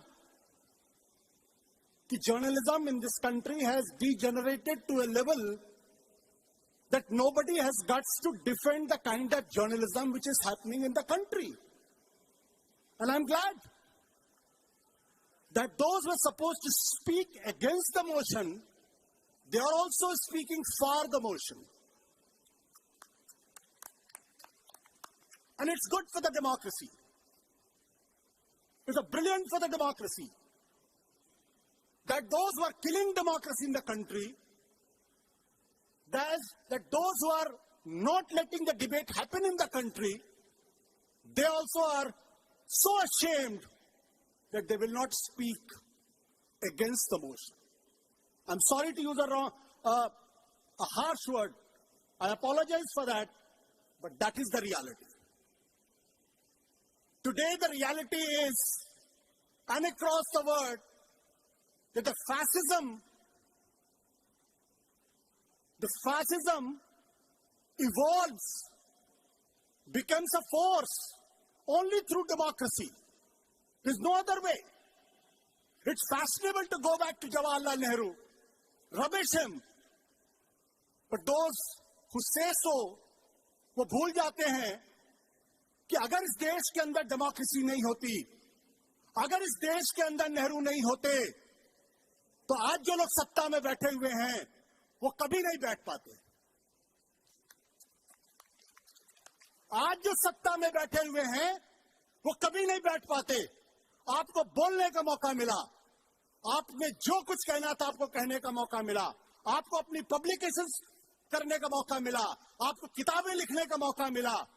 और यही नहीं, जो लोग इमरजेंसी की बुराई करते हैं, वो शायद भूल जाते हैं कि उनके सबसे बड़े नेता, उनके सबसे बड़े आका, वो चिट्ठियां लिख रहे थे कि मुझे माफ कर दीजिए, हमसे गलती हो गई, हम आपसे मिलना चाहते हैं, 2 मिनट का वक्त दे दीजिए। That's the tragedy. That's the tragedy. And if people want to know who was writing the letter, I can always tell him, or I can always tell her. But today we are not talking about the politics. But today, this debate is even divided between the Congress kind of journalism and the BJP kind of journalism. It's not about journalism. It's about pre-2014 journalism, and it's about post-2014 journalism. The fact of the matter is, state by nature is repressive. The state by nature doesn't like free press. That's their job. And if the press has to survive, if the press has to stand up, then the press has every right to stand up, look into the eyes of the Prime Minister and say, Mr. Prime Minister, you are wrong. But today, if you do that, आप उनके पीछे क्यों पड़े हुए हैं? या आप उनके पीछे क्यों पड़े? What kind of question is this? आप उनके पीछे क्यों पड़े हुए हैं? आप उनसे क्यों पूछते हैं? आप उनसे नफरत क्यों करते हैं? अरे बाबा, सवाल पूछना गुनाह है क्या? जब आप मनमोहन सिंह से सवाल करो तो आप कोई एजेंडा नहीं चलाते हो। जब आप अटल बिहारी वाजपेयी सवाल पूछो तो आप कोई एजेंडा नहीं चलाते हो। जब आप नेहरू से सवाल पूछो आप कोई एजेंडा नहीं चलाते हो। लेकिन अगर आज सवाल पूछो तो आपका एजेंडा है क्या? आप इतना नफरत क्यों करते हैं? Are you hater? इतनी नफरत नहीं करनी चाहिए। The fact of the matter is, it's the job of a prime minister, it's the job of a press, journalists like me, to ask questions. We are not asking questions to an individual. We are asking questions to a prime minister. I'll just cite one small example. Long back when Jawaharlal Nehru was alive, our Hindustan Times editor has written a column that Mr. Nehru wanted to promote his daughter as a next leader. When Nehru read it, he was very upset. उन्होंने अपने प्यारों से पूछा, भाई ये क्या लिखा, जरा किसने लिखा, जरा बात कराइए। उनसे बात हुई. That gentleman was invited, had a cup of tea with Jawaharlal Nehru, and Jawaharlal Nehru asked him, why did you write it? Why didn't you consult me? you should have taken my version. That gentleman said, we could not because your office didn't allow me to meet you. From that day onwards, Nehru appointed Maulana Azad and said, every Sunday you will meet this gentleman. Whatever queries he had, you have to answer that. And that continued till the week Maulana Azad died. It's good that we discuss democracy and emergency together. And anybody who is in senses should realize that emergency was a dark chapter in Indian history. But that was done constitutionally. Today, do I need to elaborate more on that? But the fact is, एक निर्भया कांड हुआ था. मुझे लगता महीनों उस पर debate हुई है. इतनी डिबेट हुई है कि उसके बाद देश का कानून बदला. मैं कंपेयर नहीं करना चाहता हूं, लेकिन आज बिल्किस बानो के मामले पे पत्रकार, बड़े बड़े जर्नलिस्ट, एडिटर्स, एंकर्स वो बिल्किस बानो का धर्म देखते हैं. इज इट नॉट शेमफुल कि आप क्रिमिनल्स का रिलीजन देखते हैं, धर्म देखते हैं, वो हिंदू है, मुसलमान है, सिख है, ईसाई है, और फिर आप उस पर डिबेट करते हैं. Tell me how many of you watched debate on the day when the supreme court has given its verdict on a TV channels. I was watching the channel. Within half an hour, all the TV channels, they shut that subject and never discussed. As a country, we should be ashamed of on whose prompting this was done. So today it's not an issue that who is the Prime Minister. Today it is not an issue before me, who is a journalist. Today, before me, the issue is what kind of ideology we have. Is it a degenerate ideology? It is a product of deep inferiority complex that every day, to talk about a particular religion, you have to get a reference of some other religion. That's wrong in that religion. I'm talking about my religion. Talk to me about Shankaracharya. Talk to me about Ramanujacharya. Talk to me about Vallabhacharya. Talk to me about Ved. Talk to me about Yagvalk. Talk to me about Raidas. Talk to me about Kabir. Talk to me about Tulsi. Talk to me about Radhakrishnan. Talk to me about Balakrishna Gokhale. I want to know what's wrong with us. If there's wrong with that other religion, it's their problem. They have to address. They have to deal with that. Are we trying to replicate that religion? Are we trying to make that religion our religion? But they are the so-called ideologues. And I say with great concern that any ideology, any ideologue who suffers from deep inferiority complex can never do justice. Neither in journalism nor in politics. This will take the country to a deep division, and finally the entire population has to suffer. Again, I'll reiterate, the fascism comes to the country only through democratic means. Thank you. Thank you, Ashutosh. And you really made us remember that Hitler, since his inception into... I didn't take Hitler's name, sir. I didn't take it, I'm taking it. I didn't take ideology's name also. I know, please. That Hitler won 3 elections from 1933 till 1939 when he takes control of the Third Reich, right? We have 5 more years to go. Yeah. Right. Having said that, a man who did almost the unthinkable in recent times, left a large national channel and walked across the other shores and started a digital platform of his own, a very popular, a very conscientious, and a very thoughtful face to all of us from Sanket. Floor is yours.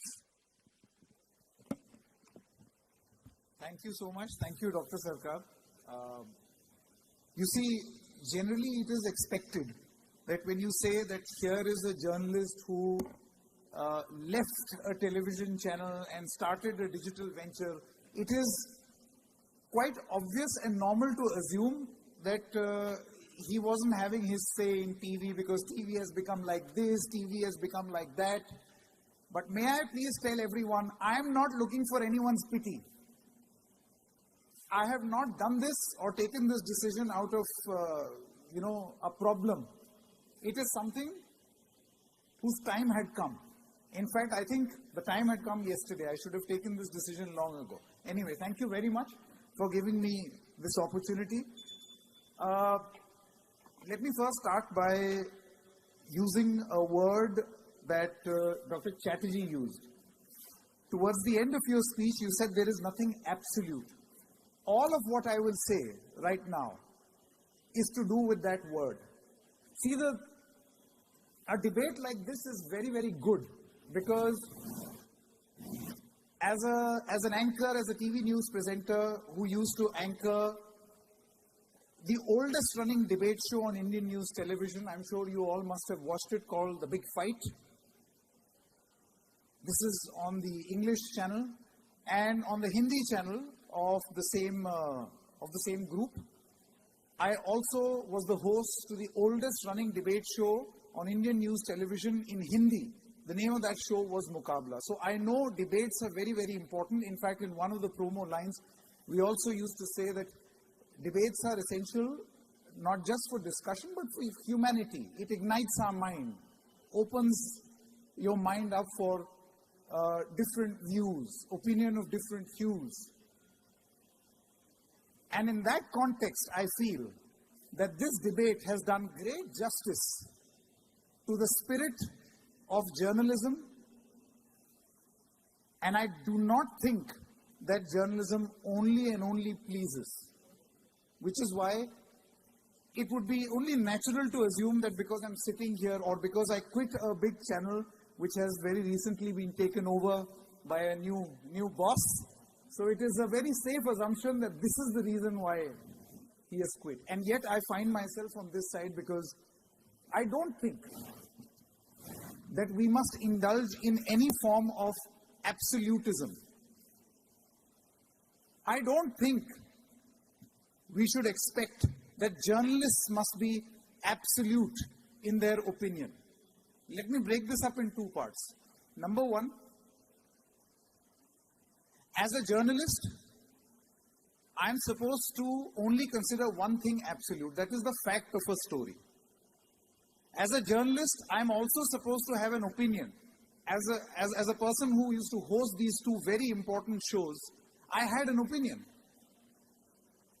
I'm not going to sit there as a doorknob.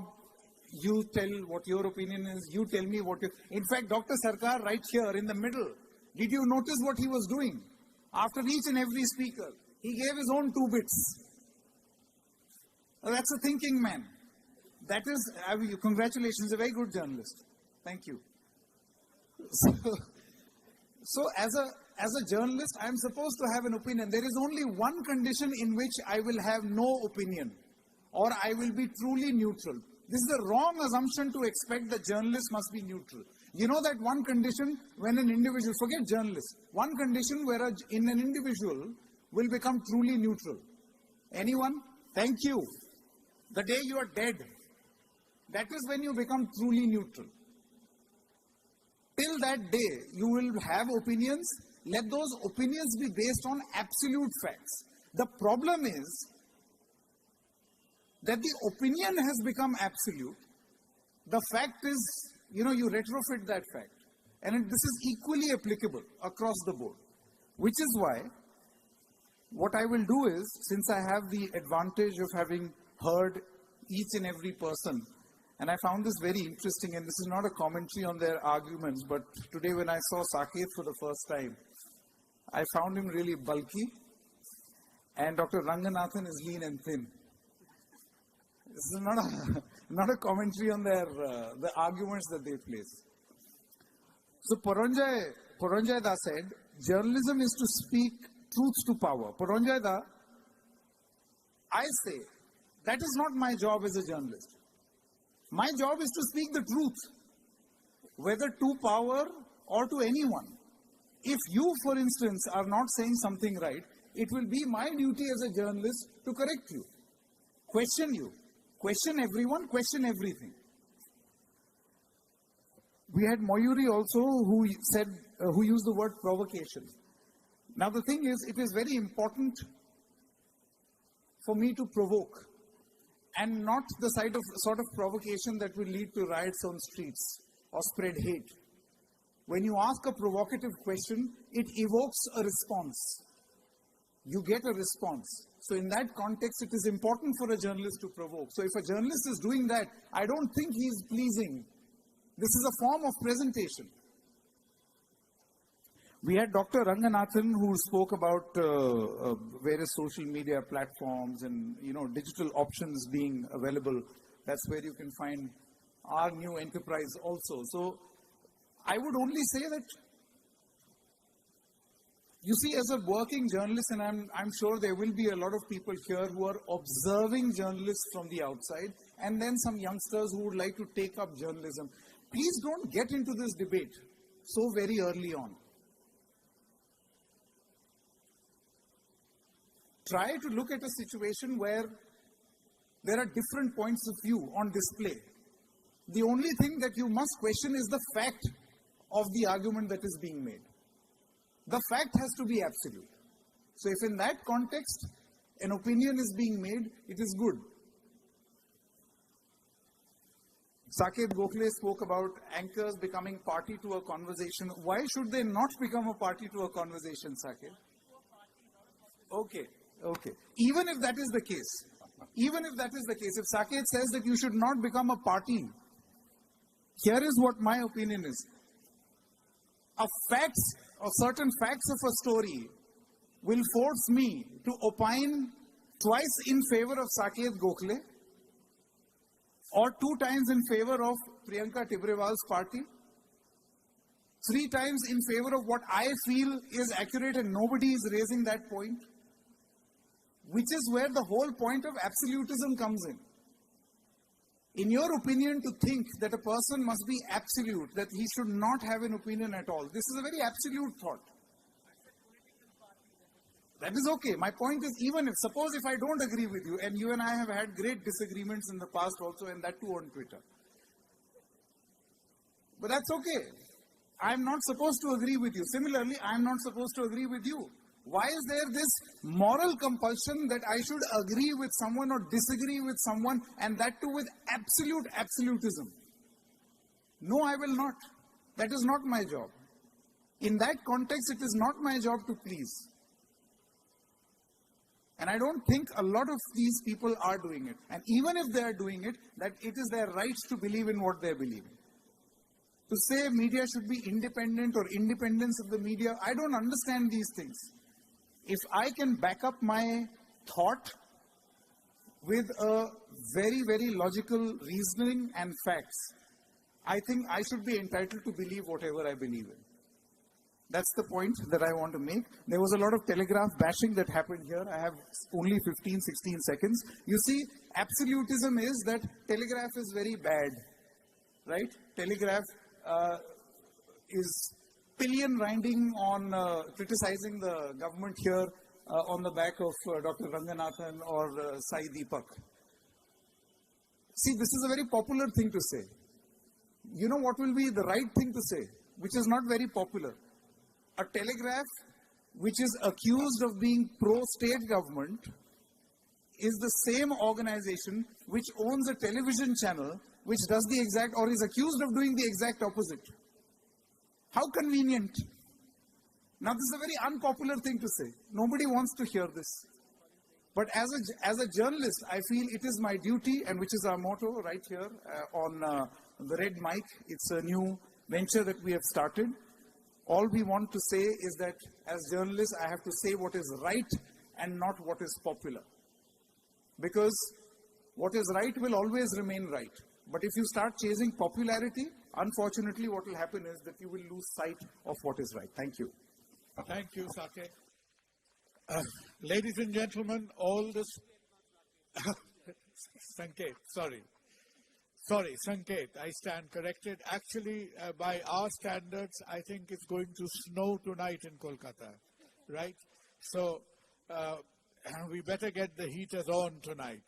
Now, very quickly, we are in a race against time. Can we have the student interjectors? We are running against the YouTube slot, so we take one question per side. So who has a question for the proposition? Okay. For the proposition, may I request Fiona Raj, who's framed a very short questions, Fiona. So my question is for Mr. Ashutosh. So you mentioned in your speech about how the media has degenerated. We have heard him. Right. We've heard him. Media Yeah. has degenerated over time, but as a person who himself runs an independent media house called Satyam Hindi, don't you think it's the opposite of degeneracy and rather progression of media when we live in a world where media does not have to depend on TV, which is an independent source? Right. Which is, yeah. Yeah. Thank you. That was my question. What should I answer to this? I think the journalism per se I'm talking about. I'm not talking about only the TV journalism and the print media or the YouTube journalism. Journalism per se has gone down. Even the YouTube journalism, there are podcasters, who day in and day out, they find faults with the one kind of a political party and the others are Thank finding you. fault with Thank the you, kind of Ashutosh. Let's have the second question. Now, this question will be for the opposition. Yes, and this is from Shirsha Banerjee, who is the winner of our school championship just last month. Shirsha, pose your question. Thank you, sir. It was very evident from Mayuri ma'am's speech that she vouches for presenting in a pleasing way. But ma'am, as you very skillfully demonstrated through your argument that presenting and pleasing are not necessarily opposing entities, but there is a fine line between presenting in a pleasing way and presenting just to please. And that fine line is being crossed quite frequently in journalism today. So don't We you get the think point. that is... We get the point. Yeah. Thank you. Mayuri, please respond quickly. Debating etiquette necessarily entails that you broaden the scope of the motion as much as possible. So in order to assure that we are not restricted to a certain viewpoint of what presentation or pleasing may mean, the goal really was to hopefully make the audience see that there is nuance and context to these words that frame a motion. Thank you, Mayuri. Thank you. Kunal, there's one other question. No, we can't. We can't. One more. We can't right now because I'm sorry. My apologies. Can I ask the opposition, Dr. Shundeep Chatterjee, to give a 2-minute synopsis before the House votes after hearing the proposition? Do you know why there are so many people on the other side who were journalists and now have become politicians? Because as journalists, they were used to presenting. Then they decided to please. That's why they changed their profession. The other singular observation that I have for the right honorable members of the proposition is that they seem to have all come here to disseminate their own political agenda, and they were struggling to fit in the motion of the debate within that agenda somehow, and it occupied the least amount of space and time. You know, Mr. Ashutosh asked the question, what is wrong with us? And the answer is everything. Because you don't understand what the motion is. What we are trying to say is, we are not trying to say journalists are heavenly creatures who objectively report everything. We are saying that journalists have to present first. Pleasing or displeasing depends on who the observer is. Is he from Calcutta? Is he from Delhi? Is she from Calcutta and he from Delhi? Where is the observer that is looking at your presentation? That decides whether you're pleasing or displeasing. So the presentation comes first. Saying that the job of a journalist is to please is like saying the job of a traffic policeman in Calcutta is to prostrate himself before every member of the ruling party that crosses the road. No. The job of the traffic policeman is to direct the traffic. But when he sees people with blue lights or he sees people with blue and white colors, he has to allow them to break the rules and look the other side. That is the difference between presentation and pleasing. For a journalist, his job is important. Remember, there is no job security. This insecurity he suffers from makes him present with a bias, because he has to remember he has to keep his job. And remember those words. It is impossible to make a man understand something really simple if his monthly salary depends on not understanding it. So in conclusion, Mr. Chairman, sir, our point is to, number one, presentation precedes pleasing or displeasing. And presentation and pleasing are very fluid terms. You cannot treat them absolutely. You had 7 people raise your hands for us. Remember, there are 7 colors in the rainbow, 7 seas, 7 continents, 7 wonders of the world. And the next wonder will be that these 7 will be 70 in the next few seconds. Thank you. Sandeep, thank you. You know, if Oscar Wilde happened to be present amongst us this evening, Oscar Wilde would have said, every saint has a past, every sinner has a future. So Oscar Wilde isn't. The winter's chilly enough. Parunjoyda, you've been really demanding your 2 minutes. It's there for you. I'm now. going to take 5 minutes. I'm not going to take 2 minutes because you were extremely indulgent. No. Make a start. Sorry, I'll make a start. Firstly, let's understand 2 things. This debate was less about journalism, and more about politics. To hold my colleague responsible for bringing politics is absolutely ridiculous. Politics is life, okay? Journalism is life. The problem with my opponents is whether it be Dr. Sandeep Chatterjee or Sanket, I didn't know which side they were on. Seriously, I couldn't make out whether they were speaking on our side or their side. Be that as it may, I will make a few observations and correct a few facts. Let's start with J. Sai Deepak. He dwelt a lot on the emergency. He didn't talk about the fact that the emergency lasted 21 months. For almost 10 years, we've had an undeclared emergency. And that's still going on. I must correct some of his facts. He said Sonia Gandhi, without mentioning a name, never gave an interview to a mainstream journalist. He's wrong. She gave an interview to Shekhar Gupta. And if Shekhar Gupta is not a mainstream journalist, then J. Sai Deepak, you're not an advocate. There were several references made to the ownership. Why don't you name names?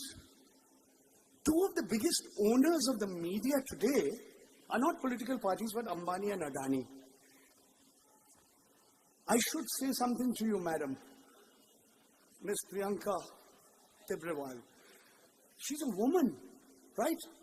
She represents half of this state, half of humanity. Did she even comment once? Mahua Maitra, the kind of questions that a member of her party asked in the ethics committee? Did she ask? Does a member of parliament, a male member of parliament belonging to her party, ask her to have the right to ask her who she speaks to at night and where she stays? Did she talk about her member of parliament, Ramesh Viduri, who used obscenities, describing people in the most obscene words, right? Called him circumcised, called him a pimp. I'm mentioning these words because she kept quiet. Let me just tell you something. People were asking, why aren't we asking questions to Mr. Modi? The reason is he does not give us an opportunity to ask questions. As I told you right at the beginning, he's the only Prime Minister of India who's never faced a press conference. Dr. Manmohan Singh, 10 years ago, answered dozens of questions. People ask me, talking about the farmers' protests, why did Mr. Modi take back those 3 laws? There were hundreds of farmers who died. This was the peak of COVID. Never before in the history of this country have you seen this kind of protest. She talked about Riya Chakravarti as a woman. I'm sorry to say, madam, you disappoint half of humanity who are females. Do wind up. I'm going to wind up with a few points, and they are personal in nature. She talked about Hindenburg research. People said, yo, because I can say what I want to in Twitter, I haven't been harassed. I'm the only citizen of India against whom Mr. Gautam Adani's lawyers have instituted 6 cases of defamation. And I'm the only journalist named in the Hindenburg research report, madam. And I must say something before I conclude. I've had to pay a stiff price for taking my positions. And in conclusion, I want to thank 2 gentlemen who I think they are unique in the world. There are only 2 medical doctors on the planet who are debaters actively. Dr. Kunal Sarkar and Dr. Sandeep Chatterjee. Thank you very much. Thank you, Varunjala. Thank you.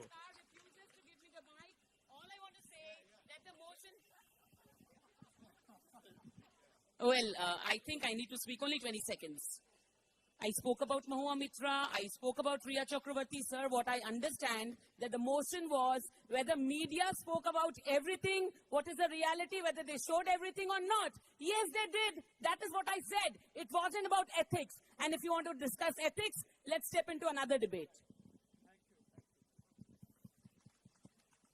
Okay, sir. Well, Now, do I get to respond to one thing? I think the debating Dr. Sarkar? season is just starting. I just need to respond to one Please. Okay. No, I think... No. I'm not saying... Please. Yeah, come on. You have. Quiet. This is Calcutta and we know how to behave. Don't we? Thank you. So, ladies and gentlemen, you've heard them all. There's very seldom been a debate as pointed, as passionate. Opinions were mixed, and debating, after all, is a glorious exercise in intellectual dishonesty. Many people would have spoken things they seldom didn't believe in, and vice versa.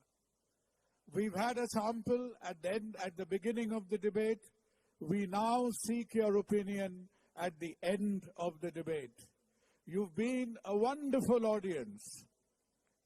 We are grateful you to making this sort of, pre-snowfall Kolkata, and now you show us what you felt. Have you changed your mind or not? So those of you who feel that you concur with the opposition, please put your hands up.